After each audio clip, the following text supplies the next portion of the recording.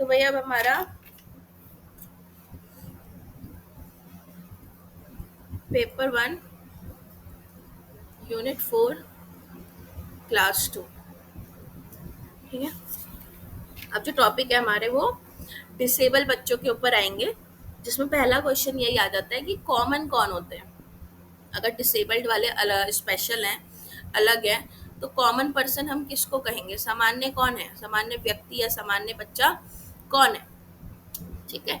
तो कॉमन या सामान्य जिसको हम बोलेंगे वो होता है बेटा जो सोसाइटी के जो नियम होते हैं, सोसाइटी के जो क्या बोलते हैं आपके रूल्स होते हैं, ठीक है।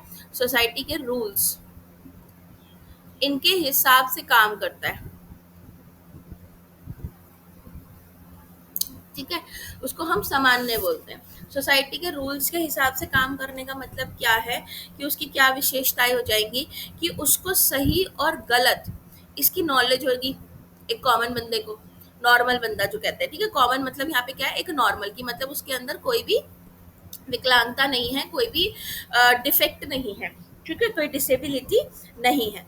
इस बंदे का आईक्यू लेवल जो है वो एक एवरेज आईक्यू लेवल जैसा होगा, ठीक है, एवरेज या अबव 90 से ऊपर यानी, ठीक है। इसके बाद इस बंदे की जो पर्सनालिटी होगी वो नॉर्मल होगी, ठीक है, सही दिखता होगा, नॉर्मल होगी, बहुत ज़्यादा किसी भी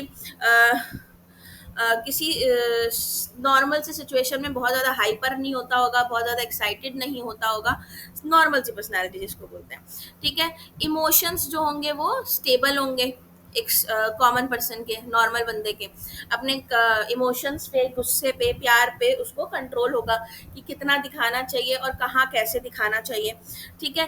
वास्तविकता के साथ वो क्या रखेगा? कांटेक्ट रखेगा, वो वास्तविकता को समझेगा कि रियलिटी क्या है, सपनों की दुनिया में नहीं खोया रहेगा एक कॉमन पर्सन, ठीक है। एक गलत बिहेवियर जो होता है, इनअप्रोप्रिएट बिहेवियर, ये बिहेवियर करने पर इसको क्या होगा बेटा? रिग्रेट महसूस होगा, ठीक है। जैसे इसको लग रहा है कि मैंने किसी के साथ गलत कर दिया, तो एक अंदर से रिग्रेट आएगा, पछतावा आएगा इसके अंदर, कॉमन पर्सन के अंदर, ठीक है। इसके बाद सोशेबिलिटी, नॉर्मली लोगों के साथ सोशलाइज करेगा, चाहे इंट्रोवर्ट हो एक्सट्रोवर्ट हो, तो जैसे सोशलाइज करना है कि भाई अगर सामान भी लेने जाना है दुकान से, वो सामान लेना, ये सब नॉर्मल होगी चीजें, ठीक है। इसके बाद इसमें आप बता सकते हो ability to learn from past experience. एक कॉमन बंदा है, एक नॉर्मल बंदा है, वो अपने पास्ट एक्सपीरियंसेस से जरूर सीखेगा, ठीक है। अगर मैंने बिना कपड़े के या बिना होल्डर के गरम बर्तन छू लिया है, तो अगली बार मैं ध्यान रखूंगी क्योंकि मेरा हाथ जल गया है, ठीक है। तो मैं अपने पास्ट एक्सपीरियंसेस से चीज़ों को सीख के रखती हूँ। फिर इसके अंदर एडजस्टमेंट, एक नॉर्मल बंदा जो है वो इजीली कहीं भी एडजस्ट कर लेता है, तो एडजस्टमेंट एबिलिटीज रहती है इनमें, किसी भी सिचुएशन में ये एडजस्ट कर लेगा। दुख वाली सिचुएशन है तो वैसे ही बिहेव करेगा, खुशी वाली है तो वैसे ही बिहेव करेगा, ठीक है। तो ये सारे पॉइंट्स आपने बता देना है एक कॉमन पर्सन की क्वालिटीज के अंदर, ठीक है। अब ये तो कॉमन पर्सन हो गए हमारे। अब इसके बाद हमारी जो डिसेबिलिटी वाले टॉपिक स्टार्ट होते हैं, उसमें सबसे ही पहले हम पढ़ते हैं बेटा इंडिविजुअल डिफरेंसेस। बहुत आसान सी चीज है ये, ठीक है। इंडिविजुअल डिफरेंसेस क्या होते हैं? व्यक्तित्व भिन्नताएं, यानी कि दो लोग एक दूसरे के बराबर बिल्कुल नहीं है। बराबर इन सेंस वो वाली क्वालिटी की बात नहीं कर रही हूँ मैं, पद वाली, ठीक है, या पैसों वाली। बराबर यानी कि एक जैसे बिल्कुल भी नहीं है, एक दूसरे को सिंबलाइज, ये वाले इसकी जगह मिरर अगर मैं बनाऊं तो वो ज्यादा रहेगा, ठीक है, कि एक जैसे बिल्कुल भी नहीं होते, ठीक है। तो इंडिविजुअल डिफरेंस में आप यही बताओगे कि दो व्यक्ति जो हैं ये अलग अलग होते हैं, इनमें भिन्नताएं होती हैं, ठीक है, और बहुत सारी भिन्नताएं होती हैं। इसकी जो वेरिएशंस होती हैं उसकी लिस्ट लिख सकते हो आप बहुत आसानी से कि भैया बायोलॉजिकल डिफरेंस होते हैं सबसे पहले तो, ठीक है, हमारे जीन्स अलग है, डीएनए अलग है, हमारा शरीर जो देखने में अलग है, चेहरा अलग है हमारा, ठीक है। इसके बाद सोशली कोई इंट्रोवर्ट, कोई एक्सट्रोवर्ट, कोई एम्बीवर्ट हो सकता है, ठीक है। इसके बाद आप और क्या डाल सकते हो? एजुकेशनल अचीवमेंट, कि भाई मैं कोई बहुत ज़्यादा पढ़ा लिखा हो सकता है, किसी ने 5वीं ही पास की होगी, ठीक है, और लिख सकते हो आप मोटर एबिलिटीज, ठीक है। कोई जो होता है बहुत ताकतवर होता है, कोई बहुत कमजोर होता है, कोई नॉर्मल होता है। फिर इंटेलिजेंस, किसी का आईक्यू, जैसे आप आईक्यू लिख सकते हो 2-4, कि भाई एक एवरेज बंदे का 90 से 120 होता है, ठीक है। लेकिन वही जीनियस का अगर मैं आईक्यू लूँ तो वो 140 पार चला जाता है, ठीक है। इस तरह से आईक्यू भी अलग होते हैं। फिर फिजिकल डिफरेंसेस आ जाते हैं, ठीक है। फिजिकल डिफरेंसेस में शारीरिक विशेषताएं अलग होती हैं। कल्चरल डिफरेंसेस हो जाते हैं। कल्चरल डिफरेंसेस में आप बता देना, कोई ईद मनाता है, कोई होली मनाता है, ठीक है। कोई साड़ी पहनता है, कोई सूट पहनता है, कोई वेज खाता है, कोई नॉन वेज खाता है, ठीक है। ये चीज़ें बता देना है। लैंग्वेज डिफरेंस बताना, कि कोई जो है किसी को ग्रीट करते हैं तो कोई हेलो बोलता है, कोई नमस्ते बोलता है, कोई सलाम करता है, ठीक है। और इसमें आप बताना इमोशनल डिफरेंस बताना, ठीक है, कि संवेग जो हैं वो अलग अलग हैं लोगों के, ठीक है। कोई बहुत ज़्यादा ही अपने संवेगों पे किसी को कंट्रोल नहीं है, किसी को इतना ज़्यादा कंट्रोल है कि वो बिल्कुल ही दिखाता ही नहीं है अपने इमोशंस किसी को भी। ओके। इसके बाद जोग्राफिकल डिफरेंस, ठीक है। कोई कहीं रहता है, कोई कहीं रहता है। मैं ईस्ट दिल्ली में रहती हूँ, आप साउथ दिल्ली में रहते होंगे, ठीक है। कोई पंजाब से होगा, कोई यूपी से होगा। ये जोग्राफिकल डिफरेंस हो गए, अलग अलग जगह पे रहने वाले, अलग अलग रीति रिवाजों को फॉलो करने वाले। तो ये वेरिएशंस की जो लिस्ट है ये अनगिनत है, ये खत्म नहीं होगी, एटसेट्रा करनी है हमने लास्ट में, ठीक है। तो इस तरह से हमारे 2-3 पेज आराम से भर सकते हैं इसमें। फिर इसके बाद आपने इसमें क्या बताना है, टाइप्स। दो तरीके के इंडिविजुअल डिफरेंस होते हैं बेटा, एक होता है इंटर इंडिविजुअल डिफरेंस। क्या हुआ? Inter individual difference. इंटर का मतलब हमेशा याद रखना बेटा, इंटर जहां भी इंटर लिखा होगा उसका मतलब होगा दो के बीच में, दो लोग, दो वस्तु, दो चीजें, दो सिचुएशंस, ठीक है, दो पर्सनालिटी, वो दो कुछ भी हो सकता है। तो इंटर इंडिविजुअल डिफरेंस का मतलब क्या है, कि मैं और आप, हम में बहुत सारी क्या है, भिन्नताएं हैं, ठीक है। मैं और आप बहुत सारे अलग अलग वेरिएशंस पे अलग हैं। और एक होगा बेटा इंट्रा, ठीक है। इंट्रा मतलब होता है अंतः,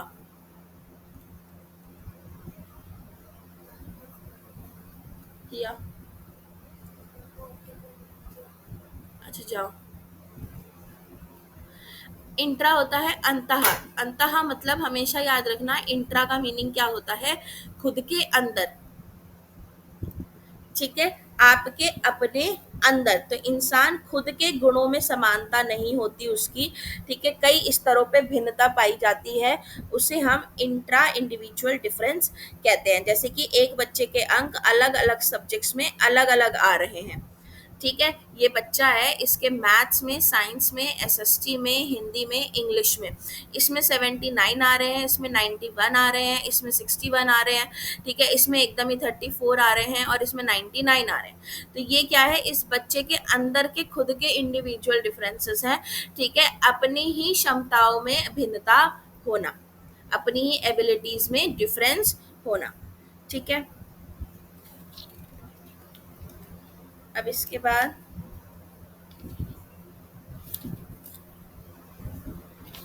कारण क्या है भैया इंडिविजुअल डिफरेंसेस के। पहला कारण तो हेरिडिटरी हो गया, कि भाई हमारे जो जीन्स हैं वो हमारे माँ बाप से मिलते हैं, तो सबका अपना अपना डीएनए है। और दूसरा कारण बेटा आपका एनवायरनमेंट हो गया, ठीक है। एनवायरनमेंट के अंदर सब कुछ आ जाता है, आपको किस तरीके की एजुकेशन मिली है, किस तरीके की फैमिली मिली है, आपको उस पर डिपेंड करता है कि आप किस तरह से आपकी क्या बोलते हैं चीज़ें जो हैं वो डेवलप होंगी, ठीक है। सिक्योरिटी कैसी मिली है आपको, ठीक है, स्कूल कैसा मिला है आपको। इसके बाद पापा का ऑक्यूपेशन क्या था, इससे भी आपके इंडिविजुअल डिफरेंसेस जो हैं वो दूसरों से अलग होते हैं। फिर आपको क्या बोलते हैं, फिजिकल जो नीड्स हैं वो कैसे पूरी हुई हैं आपकी, क्या चीज़ों से पूरा कराया गया है, टीचर्स का पीओवी कैसा था, अप्रोच कैसा था आपके प्रति, ठीक है। नेबर्स कैसे थे आपके, इनका भी असर पड़ता है।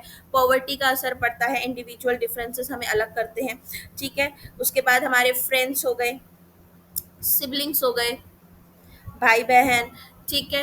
एक मिनट, इसमें फिर मॉरल वैल्यूज हो गए, ये सारी चीजें एनवायरनमेंट के अंदर आती हैं। इन सबका प्रभाव पड़ता है हमारे इंडिविजुअल डिफरेंस होने में, एक दूसरे से अलग होने में। ठीक है, 1 मिनट में आ रही हूँ बेटा, वेट करना।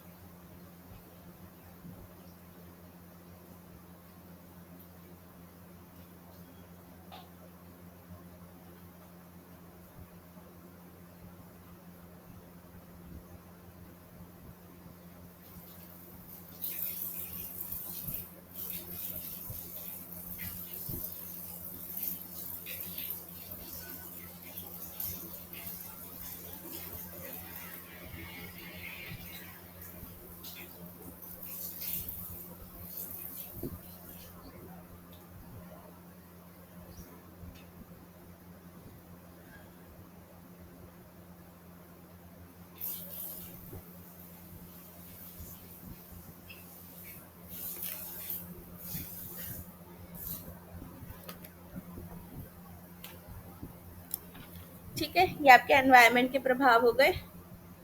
और अदर रीजंस डालने हो तो उसमें आप क्या बोलते हैं, आपका खाना पीना, धर्म, भाषा, रुचि, शारीरिक स्वास्थ्य, जाति, संप्रदाय, ये सब डाल सकते हो।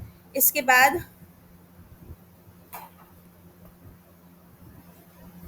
ओके, इसमें आता है इंडिविजुअल डिफरेंसेस में ही एजुकेशनल इम्प्लीकेशन, कि भाई अब आपको हमने इंडिविजुअल डिफरेंसेस पढ़ा दिया, आप क्लास में इसका इस्तेमाल कैसे करोगे इस टॉपिक का? ठीक है, क्या करोगे इसकी मदद से? इंडिविजुअल डिफरेंस आपको पता है कि अब क्या होते हैं, तो आप क्या करोगे भाई, जो अलग अलग एबिलिटीज वाले बच्चे हैं,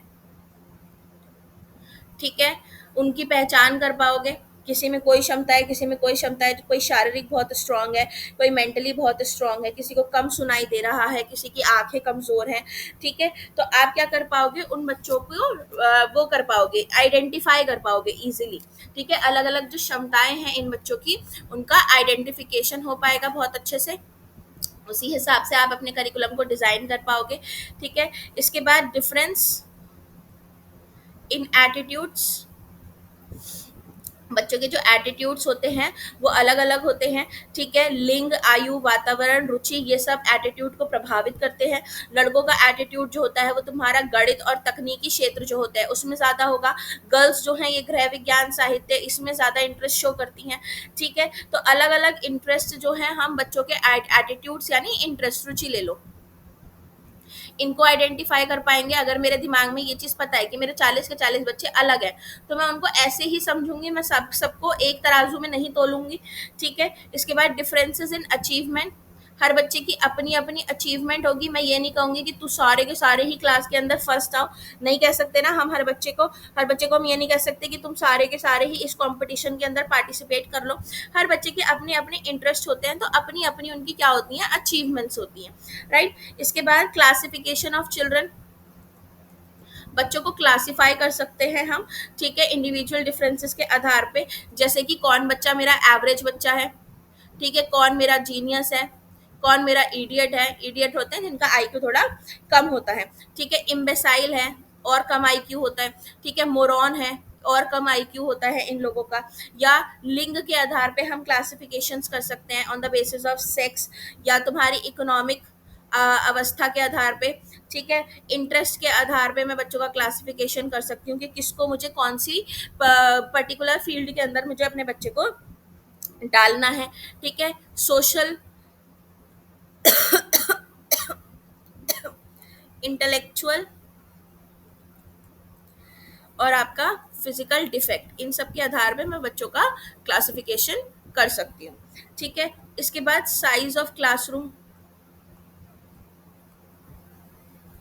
तो व्यक्तिगत भिन्नताओं के अनुसार शैक्षिक आवश्यकताओं की पूर्ति के लिए आवश्यक है कि कक्षा में अध्यापक बालकों की संख्या अधिक से अधिक 25 रखें। ठीक है। मैक्सिमम 25 बच्चे होने चाहिए एक क्लास के अंदर, क्योंकि आसान नहीं है इतने सारे बच्चों के इंडिविजुअल डिफरेंसेस को समझना, ठीक है, और उसके अकॉर्डिंग अपना काम करना। ठीक है, अब जब आप बच्चों को पढ़ाओगे, आपको पता है मेरे सारे बच्चे अलग हैं, तो आप अपने टीचिंग मेथड्स जो हैं वो भी अलग अलग जो हैं प्रिपेयर करोगे। आपका जो लेसन प्लान होगा उसके अंदर आप ऐसी एक्टिविटीज डालोगे जिसके अंदर आपके हर तरीके के बच्चे के लिए जो है लर्निंग मटेरियल अवेलेबल होगा। करिकुलम जो है वो आप इस तरीके से डिजाइन करोगे कि हर बच्चा जो है इससे फेवर्ड हो, हर बच्चे को इससे फायदा उठे। ठीक है, तो ये एजुकेशनल इम्प्लीकेशंस हैं आपके। इसके बाद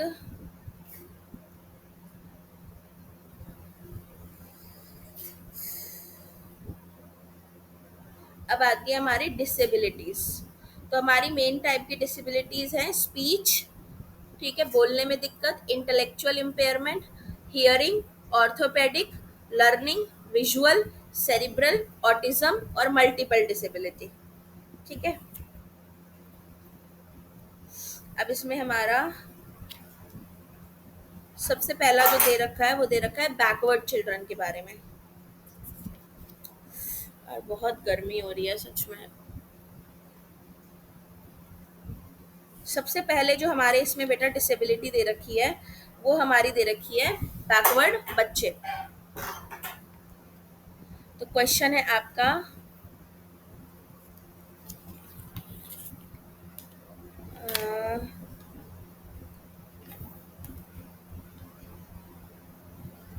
स्लो लर्नर, ठीक है, मंद बुद्धि, मंद बुद्धि को क्या लिखेंगे, या पिछड़े बालक, बैकवर्ड चिल्ड्रन, बैकवर्ड लिख लो बस। ठीक है, ये बच्चे जो हैं ये हमारे कॉमन बच्चों से कैसे अलग हैं, इनके बारे में हमें बताना है। ठीक है, तो पिछड़े हुए का मतलब ये होता है कि आप जो है बच्चा जो है हमारा वो अपनी एज के अनुसार दूसरे बच्चों के मुकाबले कम एजुकेटेड है, इसको बोलते हैं बैकवर्ड चिल्ड्रन। ठीक है, कि अगर 7 साल के दो बच्चे हैं हमारे पास, ठीक है, और ये जो बच्चा है ये क्लास सेकंड के हिसाब से इसको सब आता है, और ये क्लास सेकंड के हिसाब से इसको नहीं आ रहा है, तो ये जो बच्चा है ये हमारा बैकवर्ड बच्चा कहलाएगा। ठीक है, स्लो लर्नर भी मत करना, स्लो लर्नर एक वैसे अलग कैटेगरी होती है, ये बैकवर्ड्स के बारे में। तो वो बच्चा आपका, ठीक है, बालक वह जो अपनी उम्र के अनुसार अपनी एज के हिसाब से दूसरे बच्चों के अपेक्षा उल्लेखनीय रूप से कम शैक्षणिक योग्यता रखता है, एजुकेशनल एबिलिटीज इसकी स्लो है, कम है। ठीक है, पिछड़ा हुआ है, ये लैग बिहाइंड कर रहा है। क्या कैरेक्टरिस्टिक्स है इनकी बैकवर्ड बच्चों की, कि भाई एक तो इनका, इनकी कैरेक्टरिस्टिक्स, एक तो इनका जो दृष्टिकोण होता है, नजरिया जो होता है बेटा ये बहुत नैरो होता है। ठीक है, परसेप्शन जो होगा इनका ये बहुत नैरो होगा, बहुत ज्यादा ब्रॉडर ये सोचते नहीं है। ठीक है, फॉरगेट कर देते हैं बहुत जल्दी, किसी भी चीज को भूल जाते हैं ये बच्चे जो होते हैं। ठीक है, याद करने में, रिमेम्बर करने में या मेमोराइज करने में इनको टाइम लगता है बहुत ज्यादा। ठीक है, इसके बाद इनकी जो एजुकेशनल अचीवमेंट्स होती हैं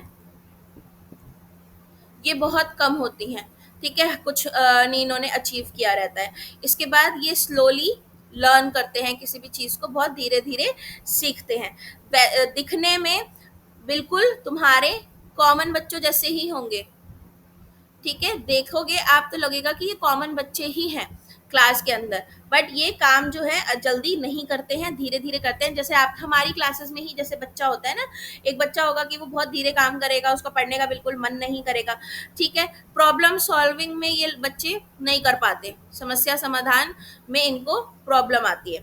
ठीक है, मूल्यांकन करना इसकी पहुंच से बाहर होता है, शब्दों का तालमेल बिठाना में असमर्थ होता है, भाव सौंदर्य के उपादानों की समक्ष का ना होना, विषय वस्तु पर ध्यान केंद्रित नहीं कर पाता, कंसंट्रेशन बहुत वीक होता है इसका। ठीक है, और क्या पॉइंट बता सकते हो इसमें, रिएक्शन टाइम भी बहुत स्लो होता है, किसी चीज पे जवाब चाहिए बहुत देर में इसका जवाब देगा। ठीक है, हर समय दूसरों पे निर्भर रहता है, डिपेंडेंट रहता है ये बहुत ज़्यादा बच्चा। तू मुझे अपनी कॉपी दे दे, तू मुझे अपना काम दिखा दे। तो ये बैकवर्ड बच्चों की कुछ विशेषताएं हैं। ठीक है।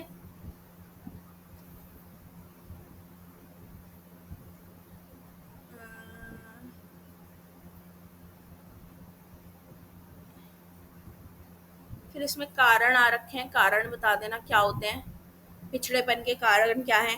भाई एक तो पॉवर्टी है, माँ बाप बहुत गरीब है, ठीक है, तो वो उतनी दे ही नहीं पाए अपॉर्चुनिटी। फैमिली हमेशा स्ट्रगल में रही है, तो बच्चा जो है एक्सप्लोर ही नहीं कर पाया। घर का जो एटमॉस्फेयर है वो इतना खतरनाक है कि बच्चा हमेशा स्ट्रेस में रहता है। ठीक है। बहुत ज़्यादा ही बड़ा परिवार है, जिसकी वजह से बच्चे पे ध्यान ही नहीं दिया जाता। ठीक है। पेरेंट्स जो है ये इग्नोर करते हैं बच्चे को। इनका ये रहता है भाई कि चल खुद पल जाएगा। ठीक है। पेरेंट्स जो हैं वो पढ़े लिखे नहीं है, इलिटरेट पेरेंट्स हो रखे हैं। ठीक है। इसके बाद एनवायरमेंटल कॉजेज आ जाते हैं। बहुत सारे कारण होते हैं एनवायरनमेंट के। इमोशनल कॉजेज आ जाते हैं, भाई संवेगों पे कंट्रोल नहीं है इस बच्चे को अपने। हैंड राइटिंग अच्छी नहीं है इस बच्चे की। ठीक है, इसलिए भी ये पिछड़ रहा है पीछे। मेंटली रिटार्डेड है ये बच्चा। ठीक है, मंदबुद्धि है, मतलब कि मेंटली रिटार्डेशन है इसके अंदर। टीचर्स का जो बिहेवियर है ये गंदा है, बहुत ज़्यादा हार्श बिहेवियर रखती हैं ये टीचरें जो हैं इस बच्चे के साथ। ठीक है। इसके बाद इसका जो फिजिकल डेवलपमेंट है वो एबनॉर्मल है। नॉर्मल फिजिकल डेवलपमेंट इस बच्चे का नहीं हुआ है। ठीक है। इसके बाद अच्छी संगत नहीं है इसके पास। अच्छी संगत की वजह से ये ट्रुएंसी करता है। ट्रुएंसी मतलब बंक मार देना क्लास को। ठीक है, गायब हो जाना। तो ये इसके कारण हो सकते हैं। फिर आप क्या एजुकेशन दोगे भैया इनको, बैकवर्ड बच्चों को क्या मेजर्स लोगे इनकी शिक्षा के लिए? ठीक है। तो ये सारे पॉइंट देखो अब सब में आएंगे कि इनके लिए स्पेशल स्कूल्स खोलो, कि ये ऐसे बच्चे जो है इनके लिए स्पेशल स्कूल होने चाहिए जहाँ पे स्पेशल करिकुलम की ज़रूरत पड़ती है। ठीक है। यहाँ पे इनको कुछ वोकेशनल ट्रेनिंग दी जाए ताकि ये कुछ आगे चल के अपनी जीविका यापन कर सके। स्पेशल टीचर दो इन बच्चों को। स्पेशल टीचर यानी ट्रेन टीचर होना चाहिए। ठीक है, जो इनकी आईक्यू को समझ के इनके हिसाब से काम करे। स्पेशल क्लासेस होनी चाहिए इन बच्चों के लिए। ठीक है। अगर नॉर्मल स्कूल के अंदर आप पढ़ा रहे हो तो एक क्लास अलग से बनाओ जिसमें आप इन बच्चों को कुछ टाइम अलग से दो स्पेशल टीचर के साथ। ठीक है। इसके बाद स्पेशल टीचिंग अरेंजमेंट्स। तो जो आपका जैसे कि टाइम टेबल हो गया, ठीक है, प्लस आपके टीएलएम हो गए, ये कुछ जो है स्पेशल होने चाहिए इन बच्चों के लिए, जो इनको अंदर से इनकी भावनाओं को निकाल के लेकर आ सके। स्पेशल कोर्स, स्पेशल कोर्सेज क्या है, करिकुलम जो है वो इनके लिए अलग होना चाहिए थोड़ा। ठीक है, जिसमें इनके हिसाब से इनके आईक्यू के हिसाब से एक्टिविटीज डाली जा सके। इसके बाद स्टॉपिंग ट्रुएंसी, इन ये जो बंक मारते हैं बच्चे इस चीज को रोका जाए। ठीक है, तो स्कूल को अट्रैक्टिव बनाया जाए। ऐसा बनाया जाए कि बच्चे दौड़ दौड़ के स्कूल आए और बंक ना मारे, यानी स्कूल जो है इसको एक फन प्लेस बनाइए ताकि बच्चा अपने आप खुशी खुशी आएगा। ठीक है। तो ये हो गए आपके बैकवर्ड वाले। अब आते हैं आपके ब्लाइंड बच्चे। गर्मी हो रही है यार। नेक्स्ट आते हैं ब्लाइंड चिल्ड्रन। ठीक है, विजुअली इम्पेयर्ड जिसको हम बोलते हैं।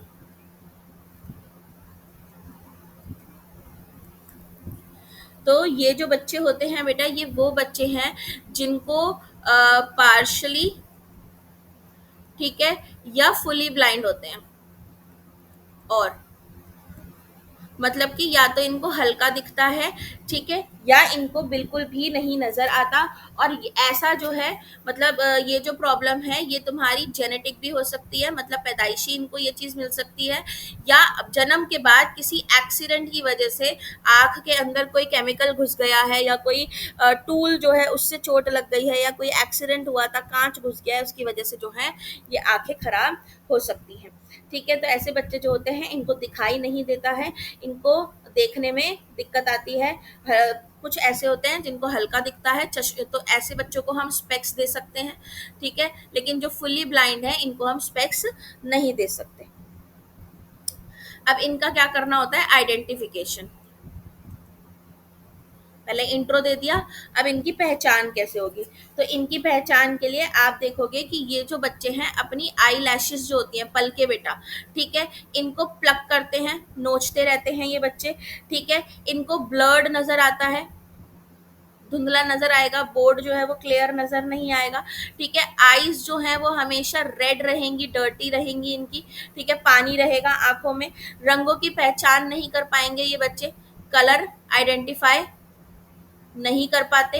ठीक है, इसके बाद लाइट अगर इनकी आंखों पे डाल दी जाए तो ये बिल्कुल उससे क्या हो जाते हैं, चकाचौंध हो जाता है। क्या बोलते हैं चकाचौंध को इंग्लिश में, चकाचौंध हो जाती हैं इनकी आईज जो होती हैं।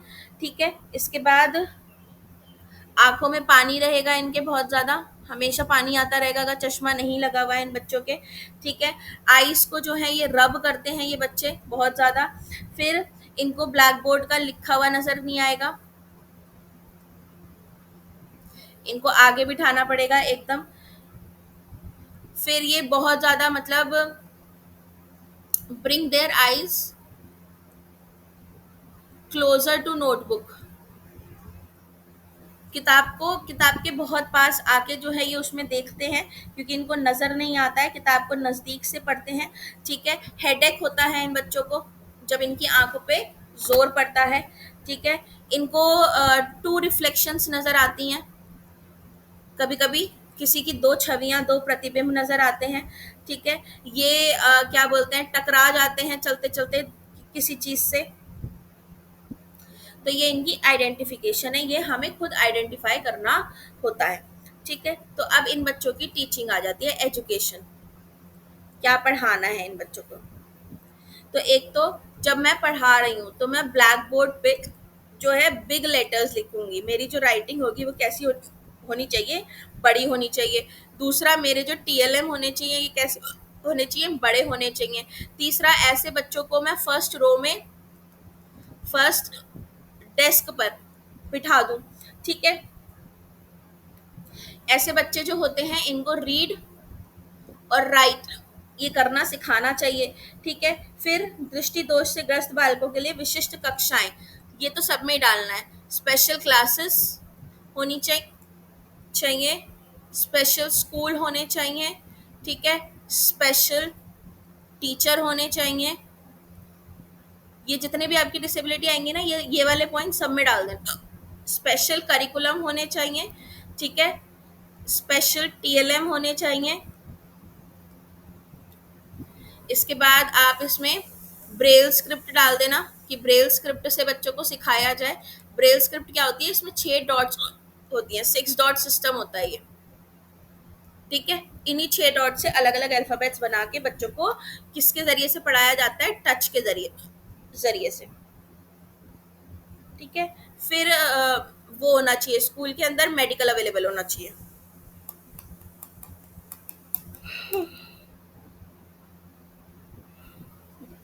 और ये भी डाल देना, बुक्स का जो प्रिंट है ये भी बड़ा होना चाहिए। ठीक है,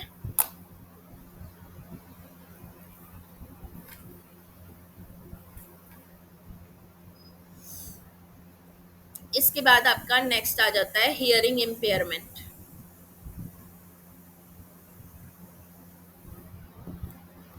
ठीक है, श्रवण दोष। तो श्रवण दोष होता है जब किसी बच्चे को जेनेटिकली, ये भी दोनों तरीके से होता है, जेनेटिकली बेटा या एक्सीडेंट की वजह से बच्चे को सुनने में प्रॉब्लम आती है, हियरिंग में प्रॉब्लम आती है, ठीक है, उसके जो ईयर्स हो जाते हैं वो डैमेज हो जाते हैं, ईयर ड्रम जो है वो काम नहीं करता है, ठीक है, वो या तो उसको धीरे सुनाई देगा, ठीक है, इसमें भी दो कंडीशन हो जाती है हमारी, एक पार्शियल हियरिंग इम्पेयरमेंट, ठीक है, और एक फुली हियरिंग इम्पेयरमेंट। एक तो बच्चा जो है उसको आधा अधूरा सुनाई दे रहा है, और एक बच्चा जो है उसको बिल्कुल भी सुनाई नहीं दे रहा। फिर इसके अंदर भी आप जो पहले दूसरी चीज डालोगे वो डालोगे बेटा आइडेंटिफिकेशन, ठीक है। आइडेंटिफिकेशन कैसे करेंगे हम इनकी, कि ये बच्चे जो हैं हमेशा बताएंगे कि इनके ईयर में पेन हो रहा है, कान में दर्द होगा इनके, ठीक है, ईयर जो है इसमें से लिक्विड निकलेगा, पानी निकलता है। फिर ये जो बच्चे हैं इनको स्पीकिंग में भी प्रॉब्लम आएगी, सुन नहीं पाएंगे ठीक से, तो या तो बहुत जोर से बोलेंगे ये बच्चे, ठीक है। कान के ऊपर दिखाई देने वाली कोई कमी, कोई भी बात सुनने के लिए एक तरफ सिर झुकाना, ठीक है, बेंडिंग ऑफ हेड, अगर राइट से कोई बंदा बोल रहा है तो राइट की तरफ ही अपना सर झुकाते हैं, ठीक है। क्वेश्चंस अगेन एंड अगेन, बार बार सवाल पूछते हैं टीचर्स से, ईयर में इनके इचिंग होती रहती है, ज्यादातर खुजलाते रहते हैं उसको ये, ठीक है। और ये मतलब क्या बोलेंगे, जब कोई बोलता है तो उसके फेस पे और उसके लिप्स पे देखते हैं ताकि लिप्स रीड कर सकें, ठीक है, ये इनकी आइडेंटिफिकेशन होती है, ऐसे हम इनकी पहचान करेंगे, ठीक है। फिर अब इनकी आ जाती है टीचिंग, सब में अब ऐसे ही डालना है, इंट्रो, आइडेंटिफिकेशन, टीचिंग, सारों में, ठीक है। तो आइडेंटिफिकेशन के बाद हम टीचिंग के लिए क्या करेंगे, कि जो कम सुनने वाले बच्चे हैं, ठीक है, इनको फर्स्ट रो में बिठा दो, एक ये चीज हो सकती है, ठीक है। दूसरी चीज,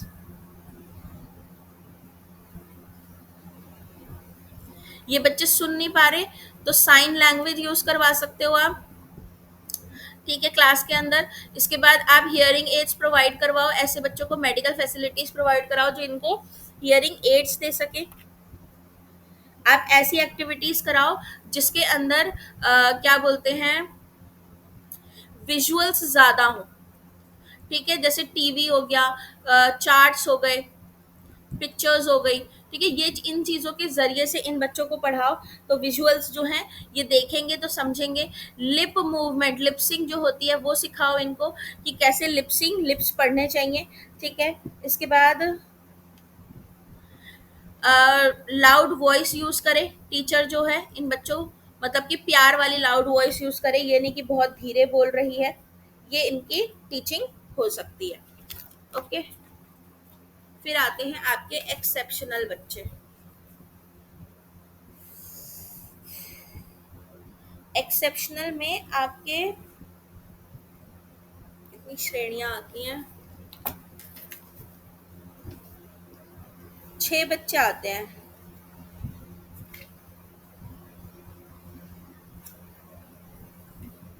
फिर इनके अलग अलग आइडेंटिफिकेशन है,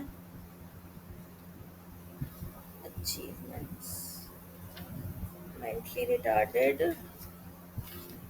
स्लो लर्नर,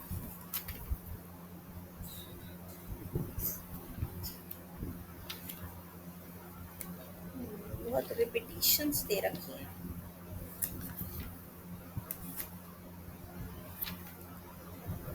हैंडीकैप,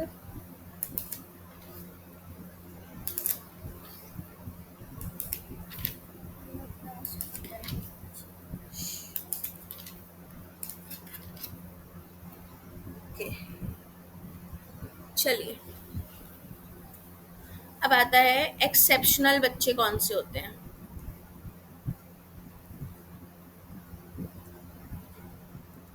यानी कि विशिष्ट बच्चे, आपके स्पेशल बच्चे जिसको हम बोलते हैं, ये कौन से होते हैं। तो बेटा देखो, स्पेशल बच्चों में आपकी कुछ कैटेगरीज आती हैं। एक होते हैं मेंटली रिटार्डेड बच्चे जो होते हैं, ठीक है, मेंटल रिटार्डेशन जिनको होता है।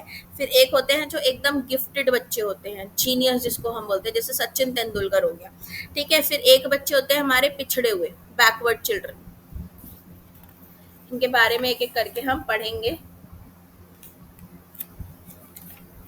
फिर एक बच्चे होते हैं प्रॉब्लमैटिक चिल्ड्रन, ठीक है, प्रॉब्लम्स क्रिएट करते हैं क्लास में। एक बच्चे होते हैं आपके डेलिंक्वेंट, ठीक है, क्रिमिनल वाले जो बच्चे होते हैं, क्राइम वगैरह कर देते हैं। और एक बच्चे होते हैं क्रिएटिव। क्रिएटिव वो होते हैं जो किसी नई चीज का निर्माण करते हैं, कुछ ओरिजिनल बनाते हैं जो पहले किसी ने ना बनाया हो। ठीक है, अब इसमें एक एक करके हम सबके बारे में पढ़ेंगे। जैसे कि सबसे पहले आए पढ़ेंगे हम गिफ्टेड बच्चों के बारे में। ठीक है, बैकवर्ड के बारे में हम पढ़ चुके हैं, अब पढ़ेंगे हम पहले गिफ्टेड।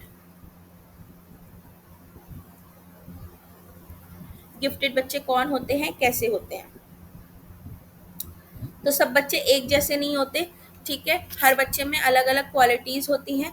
तो ये बच्चे जो सामान्य बच्चों से अधिक बेहतर होते हैं, ठीक है, मतलब कि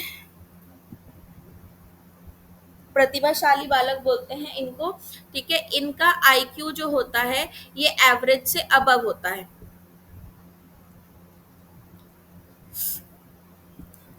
अबव एवरेज होता है इनका आईक्यू। ठीक है, ये कॉमन बच्चों से बेटा थोड़े से अलग होते हैं, थोड़े से अलग क्या, बहुत बेहतर होते हैं हर चीज में। ठीक है, वो गिफ्टेड बच्चे हमारे कहलाते हैं। जैसे कि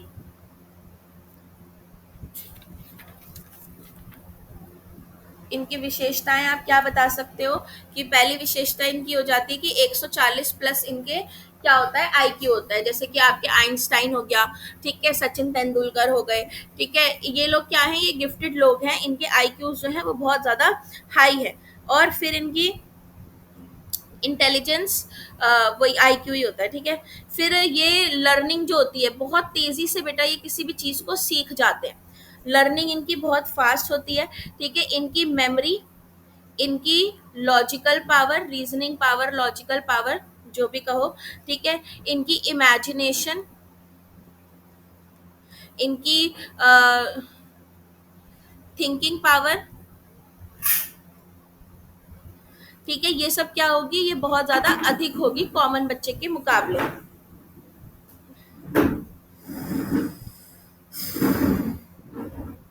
फिर ये जो बच्चे होते हैं ये मतलब एक ही चीज को बार बार करना पसंद नहीं करते। इनको न्यू आइडियाज जो होते हैं, नए विचार हो गए, ये ज्यादा इनको पसंद आते हैं, इनको ये सीखना अच्छा लगता है। ये दूरदर्शी होते हैं, यानी कि प्रिडिक्ट करते हैं फ्यूचर को। ठीक है, आगे की देखते हैं, ये बहुत ज्यादा आगे की देखते हैं। इनका जो नजरिया होता है, पीओवी जो होता है वो काफी ब्रॉड होता है इन बच्चों का। ठीक है, अटेंशन अच्छा होता है, जो चीज ये सीखना चाहते हैं उस पर ये अपना ध्यान बहुत अच्छे से लगा देते हैं। ठीक है, फिर और कैरेक्टरिस्टिक आप इसमें ये बता सकते हो कि इनके जो फ्रेंड्स होते हैं वो इनसे बड़े होते हैं, अपने से बड़ी उम्र वालों को ये अपना दोस्त बनाते हैं। ठीक है, उसके बाद ये मैच्योर ज्यादा होते हैं एज कंपेयर टू इनकी उम्र वाले बच्चे। ठीक है, लीडर होते हैं ये अपने ग्रुप के, इनका ग्रुप है तो उसकी में ये लीडरशिप करेंगे। और हैप्पी होते हैं, जॉली नेचर होता है इनका। ठीक है, जॉली रहेंगे, क्या बोलेंगे उसको, परोपकारी को इंग्लिश में क्या बोलते हैं,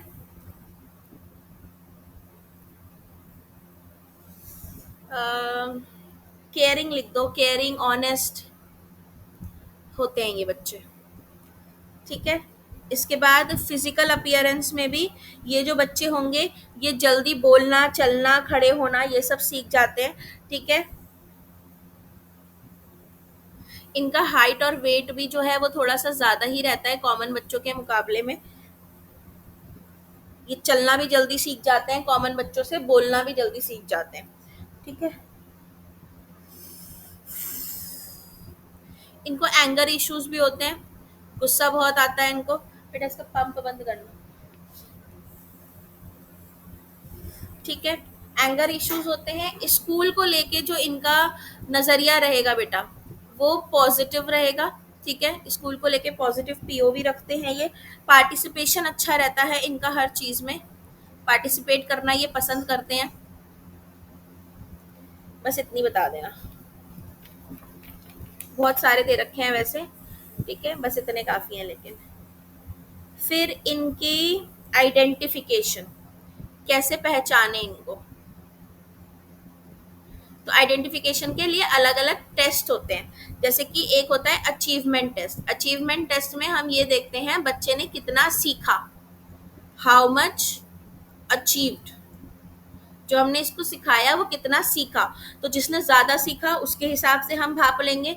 इंटेलिजेंस टेस्ट होते हैं, अलग अलग आईक्यू टेस्ट होते हैं आपके, ठीक है, उससे हम मेजर करते हैं कि किसकी इंटेलिजेंस किससे ज़्यादा है। एप्टीट्यूड टेस्ट होते हैं। एप्टीट्यूड टेस्ट क्या होते हैं बेटा, इसके अंदर हम ये देखते हैं कि बच्चे में इस काम को करने की क्षमता है भी या नहीं, उसके टैलेंट को देखा जाता है, ठीक है। फिर इन्फो कलेक्ट कर लेते हैं फ्रॉम रिलेटेड पर्सन, इसके घर वालों से दोस्तों से पूछ लेंगे कि ये बच्चा जो है कैसा है, ओके। फिर आपने टीचिंग्स बता देनी है इसमें। टीचिंग्स में फिर वही आ जाएंगे सारे एजुकेशनल इम्प्लीकेशंस में इन बच्चों के लिए, कि एक तो स्पेशल स्कूल खोलो भाई इन बच्चों के लिए, अलग से स्कूल होना चाहिए, क्लासेस होनी चाहिए इन बच्चों के लिए, ठीक है। ट्रेंड स्पेशल टीचर्स होनी चाहिए इन बच्चों के लिए, जो इनके हिसाब से, इनके बुद्धि स्तर के हिसाब से चीज़ों को पढ़ा सकें, ठीक है। इन बच्चों को ज़्यादा से ज़्यादा अपॉर्चुनिटीज़ प्रोवाइड कराइए, कि ये, क्योंकि ये बच्चे जो हैं ये जल्दी सीख लेते हैं, तो करिकुलम ऐसा होना चाहिए जो इनको एक्सप्लोर करवाए, ठीक है। आप इनको इनके लेवल का, बच्चों कॉमन बच्चों के लेवल का पढ़ाओगे तो ये बच्चे जो हैं बोर हो जाएंगे, ठीक है। जो बुरी आदतें हैं बेटा वो दूर करिए, removing bad social habits in बच्चों में से, इनकी बुरी आदतों को दूर करिए, इनको इन्वॉल्व करिए ऐसी चीज़ों में कि ये बुरी आदतों से दूर रहें, ठीक है। स्पेशल होमवर्क दीजिए इन बच्चों को अलग से, कॉमन बच्चों से अलग इनको स्पेशल होमवर्क दीजिए, ठीक है। और क्या डाल सकते हो उसमें, लाइब्रेरी की फैसिलिटी दो इन बच्चों को, ठीक है, ज़्यादा से ज़्यादा बुक पढ़ेंगे तो समझेंगे, ठीक है। रिस्पॉन्सिबिलिटीज़ दो इन बच्चों को, अपना काम जल्दी ख़त्म कर लेते हैं तो कोई काम दे दो इनको, रिस्पॉन्सिबिलिटीज़ दे दो किसी चीज़ की, ठीक है। तो ये आपके ये हो गए गिफ्टेड बच्चे। फिर आ जाते हैं आपके मेंटली रिटार्डेड पे। अब ये मेंटली रिटार्डेड पे इन्होंने वापस से बैकवर्ड दे रखा है, इसको छोड़ के आगे बढ़ेंगे, बैकवर्ड अभी बताया था पीछे। मेंटली रिटार्डेड में ना आप लोग आ जाओ सीधे 264 पेज जो है वहां आ जाओ। तो नेक्स्ट में आ जाता है मेंटली रिटार्डेड चिल्ड्रन,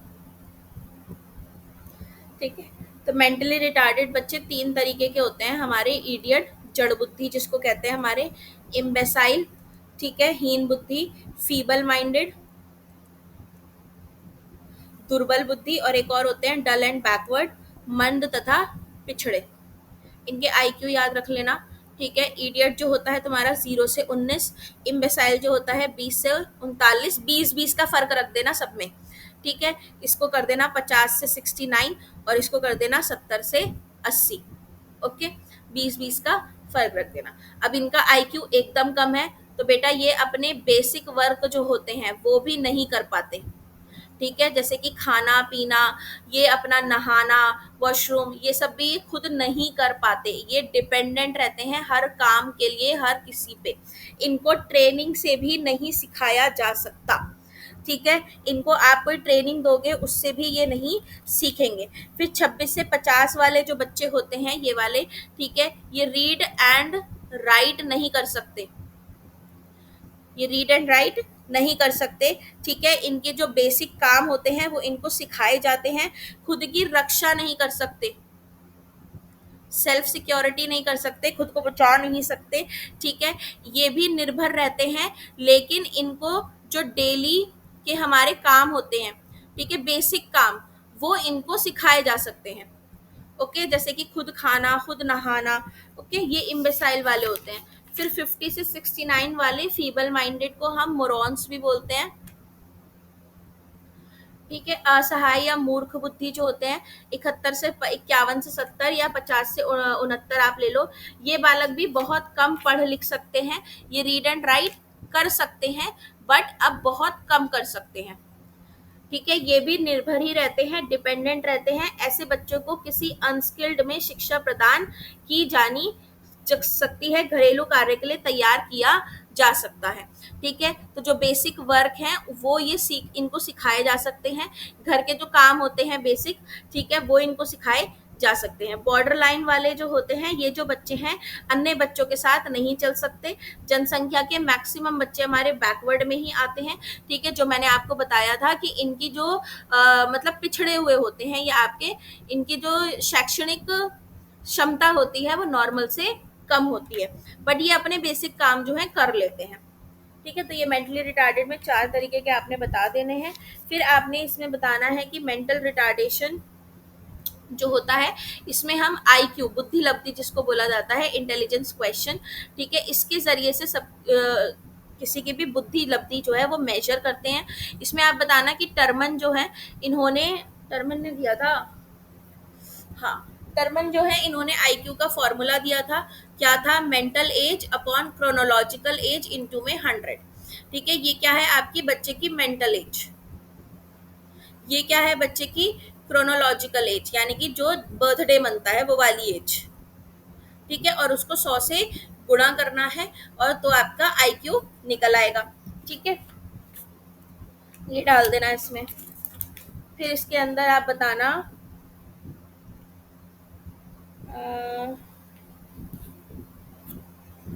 विशेषताएं इनकी। तो कैरेक्टरिस्टिक्स यही होगी बेटा, एक तो बहुत धीरे सीखेंगे ये बच्चे, आईक्यू कम है इनका। ठीक है, दूसरी चीज अपने शरीर को लेके ये इंफीरियर फील करते हैं, क्योंकि बेसिक काम भी नहीं कर पा रहे अपना। ठीक है, तो फिजिकल इंफीरियोरिटी इनके अंदर बन जाती है। ठीक है, और जब फिजिकल इंफीरियोरिटी रहेगी तो इमोशंस जो होंगे वो कैसे रहेंगे, अनस्टेबल रहेंगे, इनके अपने संवेगों पे कंट्रोल नहीं रहेगा। इनकी जो वोकैबुलरी होगी, शब्द भंडार जो होगा बेटा, वो इनकम्प्लीट होगा या डिफेक्टिव होगा। ठीक है, ये पूरे पूरे शब्द नहीं बोलेंगे, पूरे पूरे वाक्य नहीं बोलेंगे, तोड़ तोड़ के चीज़ों को बोलेंगे। किसी भी चीज़ में जो इनकी दिलचस्पी होती है वो बहुत कम टाइम के लिए होती है, या बहुत लिमिटेड इंटरेस्ट ये लेते हैं। ठीक है, अटेंशन स्पैन जो होता है बेटा इनका बहुत कम होता है, ये मतलब जल्द ज़्यादा देर तक किसी चीज़ पे अपना ध्यान नहीं टिका सकते। ठीक है, उसके बाद इंस्पिरेशन की कमी होती है, इनको इंस्पायर करना आसान नहीं होता। ठीक है, फिर इनका विकास जो है वो भी बहुत स्लो होता है, शारीरिक विकास, इमोशनल विकास, कॉग्निटिव विकास, ये सब स्लो होंगे। एडजस्टमेंट करने में इनको बड़ी प्रॉब्लम होती है, ये एडजस्ट नहीं कर पाते हर माहौल में। ठीक है, इनको अपने ही पसंद का माहौल चाहिए, और इनकी पर्सनालिटी भी इनएडेक्वेट रहती है, इंटेलिजेंस भी कम रहता है। ये सब बता देना है। कारण बताने हैं फिर आपने कॉजेस पे, कि किन वजह से मेंटल रिटार्डेशन होता है। तो एक तो हो सकता है हेरिडिटी से। ठीक है, हमारे जीन से मानसिक पिछड़ापन जो है वंशानुक्रम पे डाला जाता है। माता पिता के मानसिक पिछड़ेपन का मुख्य भाग उनकी संतान को मिल जाएगा, कि भाई अगर पेरेंट्स जो हैं, इनका भी आईक्यू जो था वो लो था, तो इनका जो बच्चा है वो भी आपका मेंटली रिटार्डेड पैदा हो सकता है। ठीक है, फिर दूसरा हमारा आ जाता है बेटा फिजियोलॉजिकल फैक्टर्स, यानी शारीरिक कारक जो होते हैं हमारे। ठीक है, तो शारीरिक कारक के अंदर आप क्या बता सकते हो, कि ब्रेन जो है उसमें कोई इंजरी हुई है।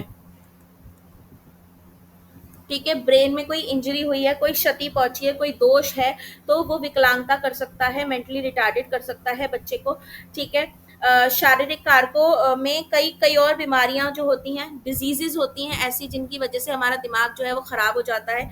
इसमें आप एक दो डाल देना, जैसे मीजल्स हो जाते हैं, ठीक है, एपिलेप्सी हो गया, पैरालिसिस हो गया, इनकी वजह से भी दिमाग जो है वो हमारा काम करना बंद कर देता है, जिसकी वजह से हमारे अंदर शारीरिक विकार आने लगते हैं। फिर आप इसमें बता देना इमोशनल फैक्टर्स, इनकी वजह से भी मेंटल रिटार्डेशन होता है बच्चों को। तो मानसिक रूप से पिछड़े बालक संवेगात्मक रूप से कुसंयोजित हो सकते हैं। कई बार ऐसे बालक बहुत ज्यादा उत्तेजक या आक्रामक हो सकते हैं, या तो बहुत ज्यादा एक्साइटेड हो जाते हैं ये बच्चे, ठीक है, या बहुत ज्यादा एग्रेसिव हो जाएंगे ये बच्चे। ऐसा क्यों होता है, क्योंकि ये बालक अपने संवेगों पे कंट्रोल पाने में काबिल नहीं होते। ठीक है, किसी प्रकार का प्रशिक्षण नहीं दिया जाता, इनको कोई ट्रेनिंग नहीं दी जाती है इस वजह से। ठीक है, फिर आपने बताना है प्रॉब्लम्स, कि इन बच्चों को क्या परेशानियां आती हैं। तो सबसे बड़ी जो प्रॉब्लम है बेटा वो होती है इनको एडजस्टमेंट की प्रॉब्लम। ठीक है, कहाँ एडजस्टमेंट में प्रॉब्लम आएगी, घर पे, कि घर पे अपने भाई बहनों के साथ, माँ बाप के साथ एडजस्ट नहीं कर पाएंगे, स्कूल में अपने टीचर्स, अपने पीयर्स के साथ एडजस्ट करने में इनको प्रॉब्लम आएगी, सोसाइटी में समाज के साथ, समाज के नियमों को फॉलो करना, इन सब में इनको प्रॉब्लम आएगी। ठीक है। इमोशंस में, इमोशंस दूसरा पॉइंट हो जाएगा इसमें, संवेगों पे कंट्रोल करने में इनको प्रॉब्लम आएगी। ठीक है, बता देना ये सब।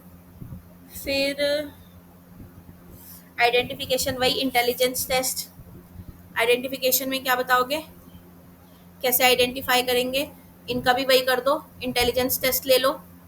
ठीक है, आईक्यू टेस्ट ले लो अलग अलग, और क्या बोलते हैं, अचीवमेंट टेस्ट ले लो। ठीक है। फिर एजुकेशन आ जाता है, इनकी एजुकेशन क्या देनी है, इनको किस तरीके से एजुकेशन देनी है, तो वही special school, class, teacher, curriculum. ठीक है, सब स्पेशल होना चाहिए ये सब इन बच्चों के लिए। फिर इंडिविजुअल अटेंशन, इन बच्चों को आपने हर एक बच्चे पे, एक एक बच्चे पे इंडिविजुअल अटेंशन देनी है। ठीक है, स्पेशल हॉस्पिटल इन बच्चों के लिए,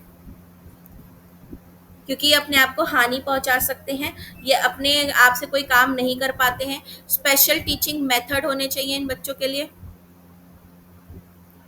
ठीक है, और एक इनके पेरेंट्स को पढ़ाया जाए, क्योंकि कई बार होता है जब ऐसे बच्चे होते हैं तो इनके माँ बाप जो होते हैं वो फ्रस्ट्रेटेड रहते हैं, अपने बच्चों से प्यार नहीं करते अपने बच्चों को। ठीक है, तो इनके पेरेंट्स को एजुकेट करना बहुत ज़रूरी है। इसके बाद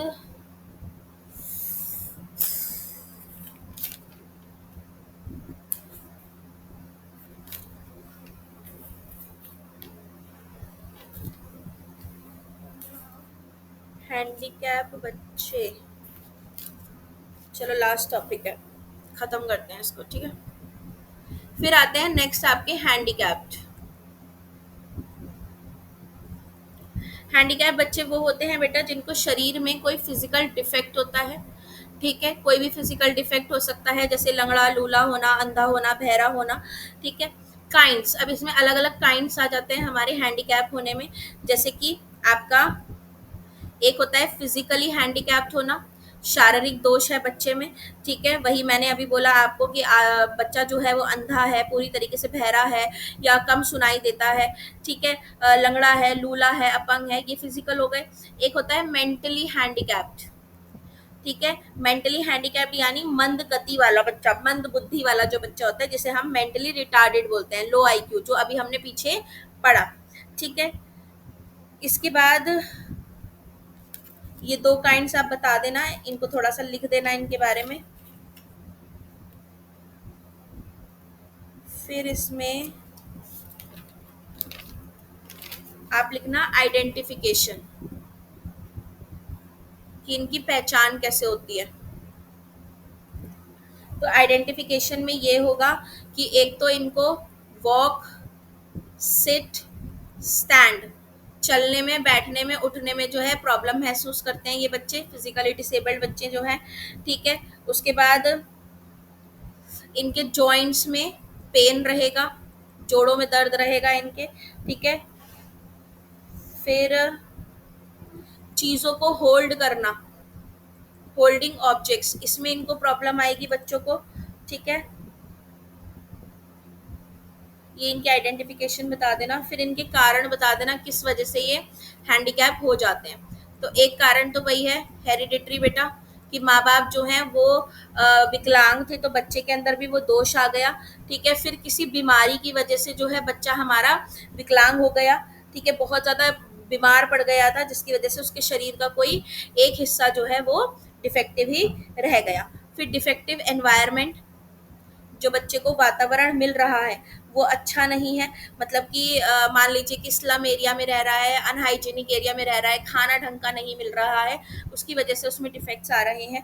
एज, बालक की आयु भी विकलांगता का कारण होती है। देखा जाता है कि 6-7 वर्ष की आयु में बच्चों के साथ जो है एक्सीडेंट्स बहुत होते हैं।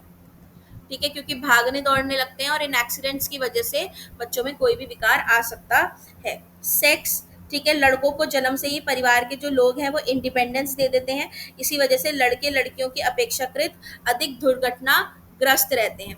ठीक है, तो बॉयज जो होते हैं इनके एक्सीडेंट ज्यादा होते हैं गर्ल्स के मुकाबले, क्योंकि ये बाहर निकलते हैं ज्यादा लड़कियों के मुकाबले।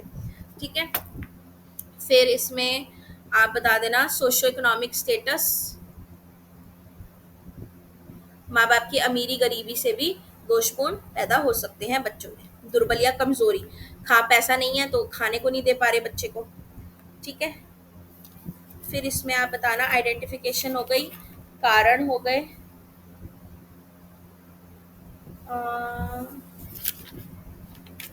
फिर एजुकेशन आ जाता है।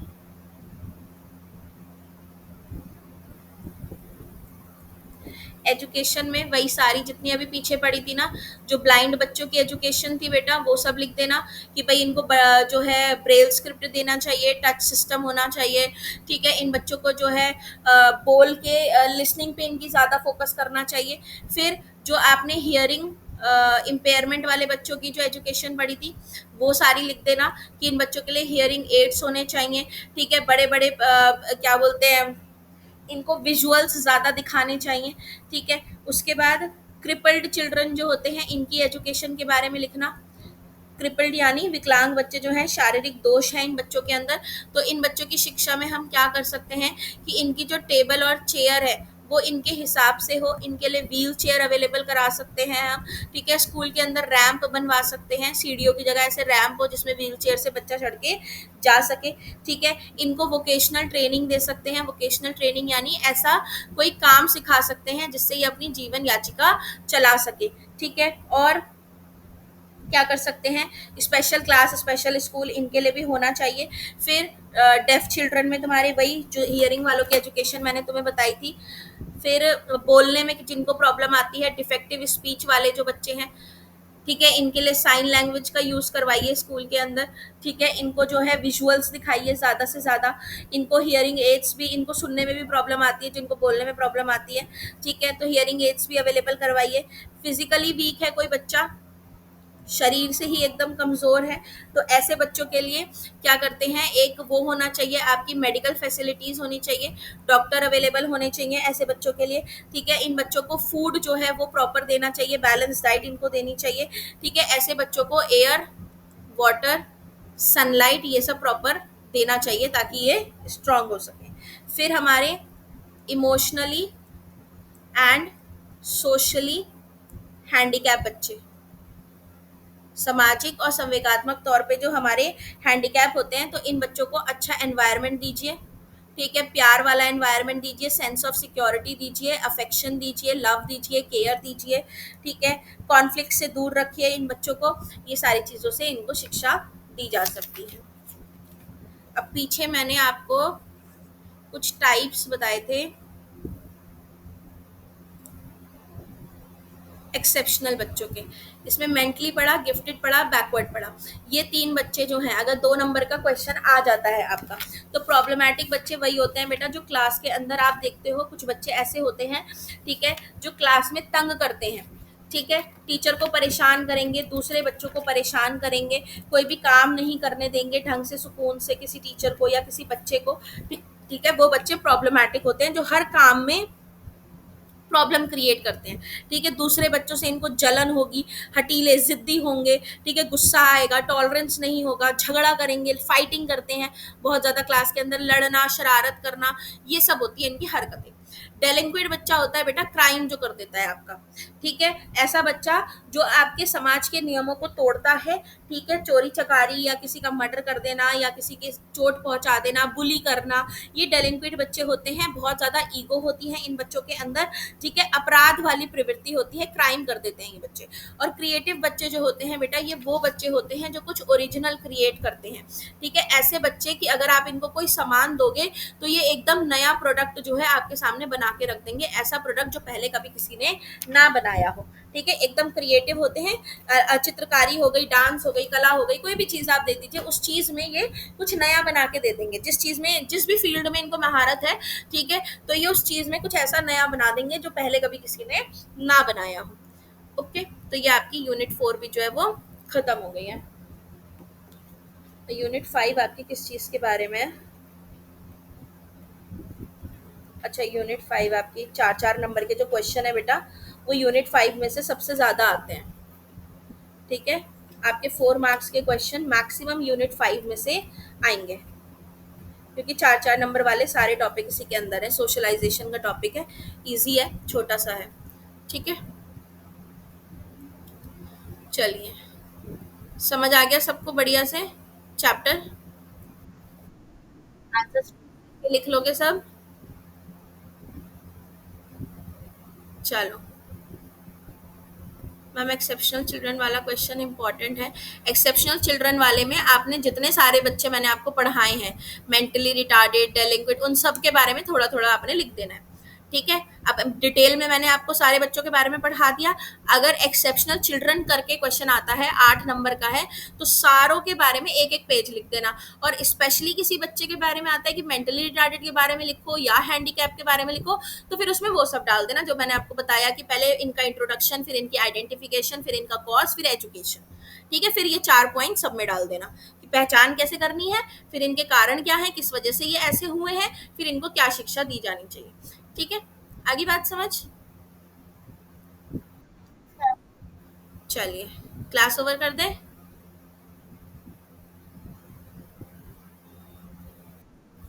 चलो, बाय एवरीवन। बाय बेटा।